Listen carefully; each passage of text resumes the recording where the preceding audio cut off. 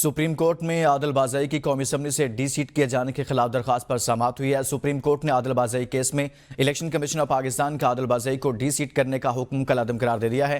عدالت نے election commission کے طریقہ کار پر سوالات اٹھا دیے ہیں۔ اسی بارے میں تفصیلات جانیں گے نمائندہ اے پی این نیوز بشارت راجہ سے۔ بشارت، کہے گا طریقہ کار پر سوالات اٹھائے گئے؟ جی، یہ این 262 کوئٹہ 1 سے عادل بازئی کیس کی سماعت تھی اور جسٹس منصور شاہ کی عدالت میں 3 رکنی بینچ اس کیس کی سماعت کر رہا تھا۔ جسٹس منصور شاہ نے جب کیس کی سماعت شروع ہوئی تو جسٹس عائشہ ملک نے سوالات اٹھائے کہ عادل بازئی کیس میں حقائق جاننے کے لیے کمیشن نے انکوائری کیا کی ہے۔ جیسے وکیل عباسی نے کہا کہ بس بڑے صاحب کا خط آ گیا تو بندے کو ڈی سیٹ کر دو، یہ نہیں ہو سکتا۔ جسٹس منصور شاہ بولے کہ ایک حلقے کے عوام کو ڈس فرنچائز کرنے کا پیمانہ تو سخت ہونا چاہیے۔ ایک دن معاملہ الیکشن کمیشن کو پہنچا، اگلے دن کارروائی شروع کر دے گی۔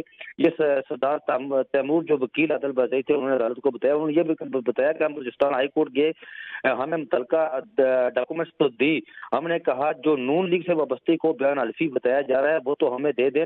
اس موقع پر جسٹس عائشہ ملک نے کہا کہ جیتنے والا کہہ رہا ہے میرا ایک بیان الفی ہے، دوسرا وہ کہتا ہے میرا نہیں، آپ نے کس اختیار کے تحت بغیر انکوائری ایک بیان الفی کو درست مان لیا؟ جسٹس عائشہ ملک نے یہ بھی کہا کہ کیا الیکشن کمیشن یہ کہہ سکتا ہے کہ بس ایک بیان الفی ہمیں پسند نہیں آیا، دوسرا آ گیا؟ سپریم کورٹ نے عادل بازئی کو ڈی سیٹ کرنے کا فیصلہ کالعدم قرار دے دیا اور عادل بازئی کو بطور رکن اسمبلی بحال کر دیا۔ سپریم کورٹ نے عادل بازئی کی الیکشن کمیشن کے خلاف اپیل منظور کر لی۔ جی بہت شکریہ بشارت راجہ، اس حوالے سے آگاہ کر رہے تھے۔